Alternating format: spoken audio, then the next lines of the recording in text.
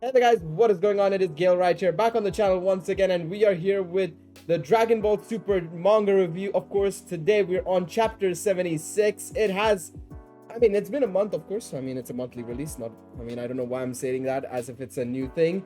But today with me, we have another guest, obviously joining us to review this chapter, and we were planning on getting somebody else, but they canceled on me last minute, so I had to go on old reliable, always there for me when I need him the most. Ignant, say hello, mate. Ohio gamers. And of course, since he is obviously joining us for the first time, Iggy, how are you finding the current arc so far before we jump straight in? It should have ended in the first chapter, bro. It's boring. Really? Really? You say that? I'm not a fan of it. How do you feel about the transformation then? Let's talk about Vegeta's transformation. How do you find it? Ego? Yes, Ultra That's Ego. my favorite looking form in the series. Yeah. Hey. It's Ego at 1, God at 2, and Super Saiyan 4 at 3 for me. Ooh, that's a good shout. Not fair. I respect that. I think that's a fair one. That's a fair one. I place Ultra Ego quite high as well, even though it's hit or miss right now. And of course, later in the chapter we read something, a little tidbit about it, of course, as well from Vegeta's perspective. But yeah, so obviously this chapter is continuing on from the previous chapter. Of course, Vegeta's obviously taken a beating from Granolah and everything, and overall it's obviously just Granolah beating the shit out of Vegeta, to be honest. Let's be real, that's literally what's happening here. So we're gonna pretend like he wasn't slamming Goku around as well? Okay. No, I was gonna come on to that as well. It's nothing new. Granolah was already beating Goku, and of course Goku tries coming in and does the whole teamwork thing, and then Vegeta's like, no, I'm doing this alone. That's my goat. That's my goat, bro. Do you really like that? I feel like... I love that, dude. And I know everyone hates it because he's just being a little female dog again, but I love it, dude. That's part of why I love Vegeta's character. He doesn't like to rely on shit, you know? I will say I do... He wants to get stuff done himself. You know what else sucks? Yeah. Watching Vegeta get his kill stolen every goddamn fight, bro. The one thing I will say, I'm a bit confused by it, because obviously they say I like this, but it's kind of weird because technically, if you think about it, Broly wasn't really trying to destroy the planet or anything, at least as far as I could tell. He was just trying to beat the crap out of Goku and Vegeta. But in this chapter, he specifically says we only agreed to fight side by side when we had something to protect. Vegeta, you literally fused with Goku without needing to protect something. You were literally he was protecting himself, bro. What do you mean? That is true. That is true, bro. Yeah. He had to protect his own pride, bro.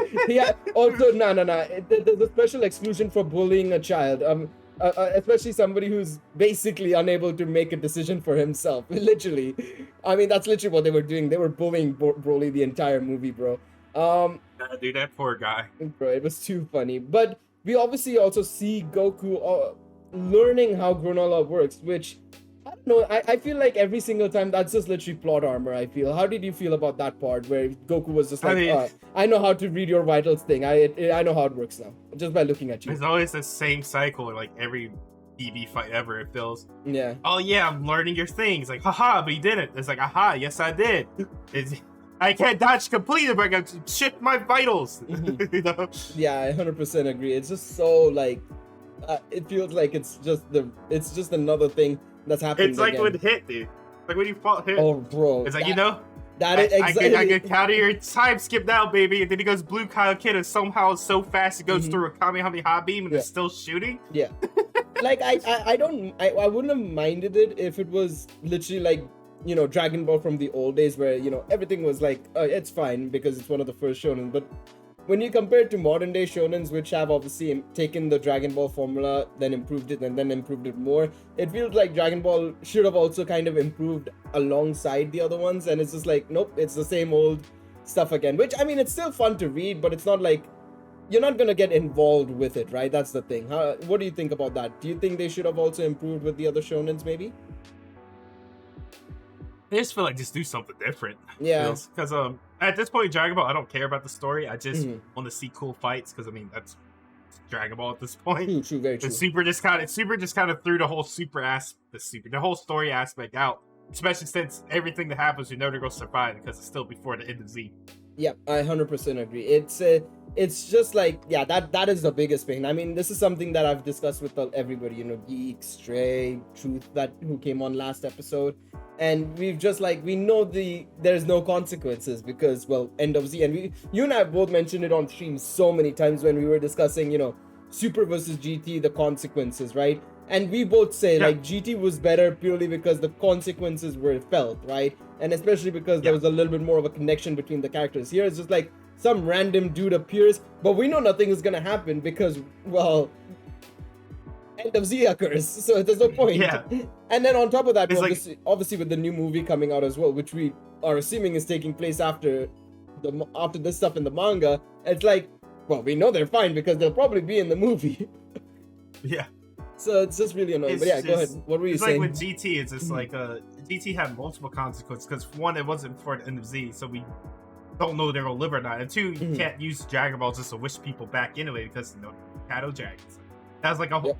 I think that right there is just the best concept in Dragon Ball ever. Is them taking away the ability to use the Dragon Ball Throne because it actually adds consequences and some type of tension to it. Yep. And I mean, Goku literally dies at the end of GT, so I mean. No, I 100% agree. I mean, not only that, I feel like you look at even stuff like the Baby Vegeta stuff or Baby himself, having such an intricate connection to the Saints. I mean, they're trying to achieve it here as well.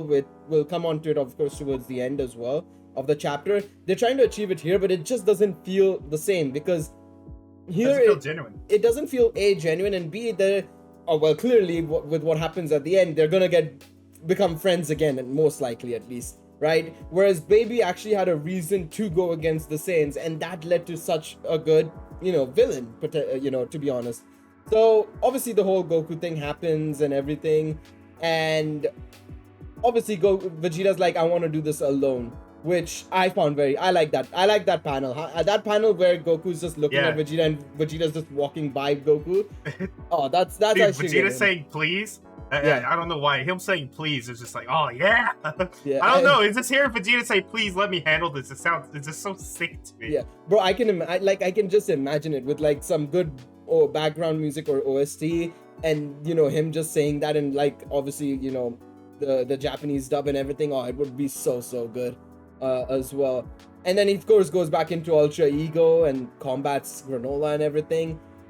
And then he tries to take advantage of Granola's like wanting to protect the city, which how did you find that whole notion? Because that kind of reminded me a bit of like, when originally in the Saiyan saga, when Goku was like, let's not do this here and do it somewhere else, it kind of felt like that. How did you find that whole sequence? I do like how Vegeta kind of tried to use that against him. Yeah. Something I don't know we glanced over, just haven't discussed it. I do like how Vegeta has said that like hasn't really mastered that form yet or something along this line. He's like, Beerus, sorry, it's not for an amateur like me or something like that. I forgot it. Yeah, we'll come on to that. I think it's towards the end. Yeah. We're gonna come on to that in a second. But yeah, that part was actually really good because the one thing he says is like he can't.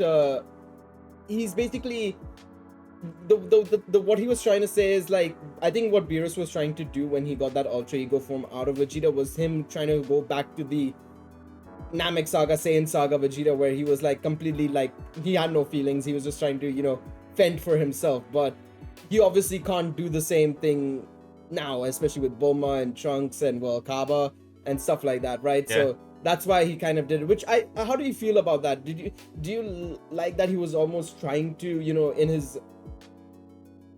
in his like endeavor, I guess endeavor is the best word here, endeavor to try and surpass Goku? Was he do you think it's a good thing that he kind of stopped himself from going to that level to just go back to that Saiyan Saga Vegeta to achieve Ultra Ego? Or do you think it's a good, I personally like that, the fact that he's still got that character to him where he's like, no, I can't do that, it's just not for me? Yeah, because it kind of shows more of his character progression throughout the story, right? Because like he just can't tap back into the I don't care about anyone, only myself, because he has a family now, Yeah, exactly. And I like that. I personally like that. I don't know how you feel about it, but I like it. I like that character. Yeah, I like it. Yeah, because that's one thing that I think a lot of people were annoyed with in the this chapter, as well as obviously Moro arc, where he did the thumb point thing again and again. it's good to see that he's at least, his character progression isn't dead yet, and it's still there. That's really, really good. But obviously, we see a bit more of Granola's backstory, with the whole him running away from the Great Apes, and we see his mom, which, I mean, Twitter has been rampant with the stuff. I don't. How do you feel about it? Let me hear what you think. What do you think about it? I can see why people like her, but I feel like she just looks too young in that shot. I don't know. Yeah, I know what you mean. I was about to say she looks very young. She looks like she looks like a sister, if anything, not even a mom. So it's just like I don't know about that. I can't really back that, to be honest. Yeah. But yeah, then we of course see at the end of the chapter, we find a little bit of a Namekian coming in. Obviously, Monero, the guy who created the 2 Dragon Ball dragon thing, which I still don't understand how that has more power than every other dragon in the universe somehow, with only 2 Dragon Balls, but alright. He sees Goku first and foremost, and he kind of is like, wait, is that who I think it is? And obviously he says, I lied to you, Granolah. There were, as much as I wanted you to, live off this lie, I couldn't, and I can't anymore, because you're fighting against these guys now. And he basically says that there was a Saiyan named Bardock who saved us, which I don't know how I feel about it. Considering I prefer Z Bardock. I'll be very honest. I think I prefer Z Bardock. I don't know which was Bardock you prefer. They're the same character, bro. They're the same character, but the Z Bardock obviously had a little bit more of an edge to him, right? That was the thing. He never had a feeling to him. Like, he was a normal, like, Saiyan until he got those future fortune telling powers or whatever they were in the special, right? Yeah, I don't care. They're the same characters to me. Super Bardock looks. Fair enough. Because I see this debate on Twitter. Like, it's just like, which one? Yeah, go ahead. Sorry. Go ahead. I was gonna say that I'm mixed on this whole thing as well, because like, cool, they're mentioning Bardock. Yeah, fan service, but they don't do anything with Bardock after this. They're just completely stupid and pointless to even mention it. That's the thing. Like, just say Broly saved him or something. Like, when he was, I don't know, just say something about a character that's already been mentioned. Yeah. Instead of just, oh yeah, Bardock, by the way, we still remember him, guys. He isn't coming back, but hey, Bardock. Yeah, I 100% agree with you.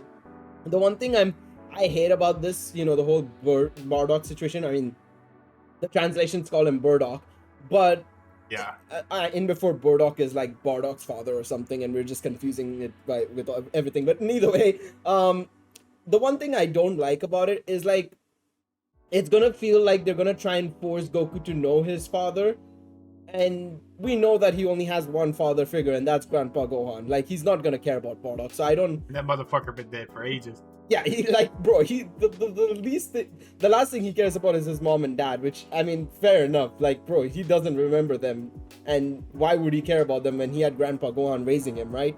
So to me, it's just like, okay, sure, I mean, cool. It's also predictable because you kind of guessed it with the whole Saiyan mark thing from ages ago, with the scar and the Great Ape, so it's not a surprise. But yeah, it's just like, Goku's not gonna care. Why are you bringing back Bardock? It could have been any random Saiyan, right? Rather than that. Yeah, Goku doesn't even know who Bardock is, bro. Yeah, it's just like, bro, I wonder if Vegeta knows. Do you think Vegeta might know who Bardock is? I'm pretty sure he does. Yeah, that's what even I think. Because, I mean, his dad was the king, so I'm pretty sure, they talk some spicy drama and stuff here and there. I mean, also, he was with Raditz for the longest, so he probably knows who Raditz's dad is. I'd assume, at least. Yeah.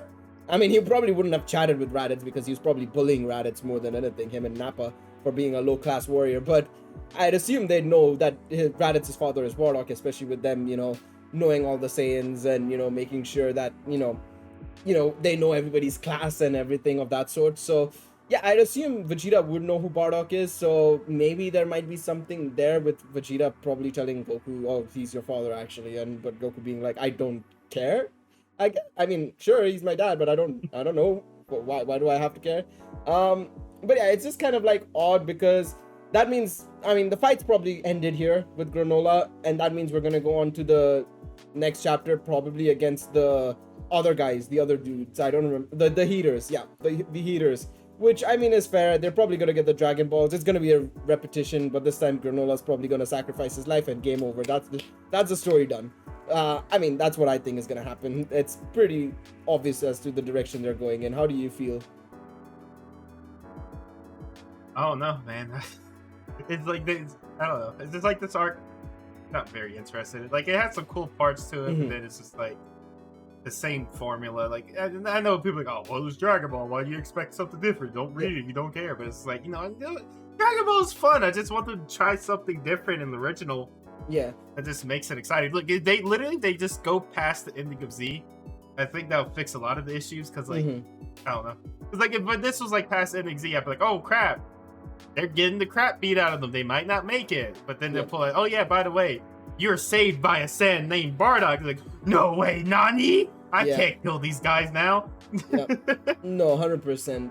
And it's just really odd. Like I said, that's the biggest drawback. I think even Goresh mentioned it on stream as well. Is like just everybody who knows that this is obviously in between Z, because I know there's a lot of people who think that, oh, Super is after at the end of Z, or everything after the Tournament of Power is post end of Z, and it's not. It's most definitely not post end of Z. This is still before end of Z, and it's just like every time you think of what's gonna happen in the chapter, you're gonna think, oh, but they're fine because I see them in the end of Z, and Goku's fine, Vegeta's fine, everybody's fine, kind of thing, right?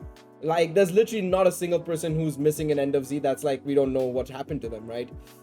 But yeah, we'll see what happens. I mean, I'm very much looking for the next chapter still, just to see what happens. I just get closer to end of Z so we can see something happening post end of Z. We are also supposed to get some Dragon Ball Super information, the movie information, that is. So superhero information at New York Comic Con, which I don't know when it is, but you best believe we're going to be covering it when it drops. Hopefully it's a new trailer and stuff, which, yeah, I mean, I'm very excited about that movie. How do you feel about that movie, Iggy?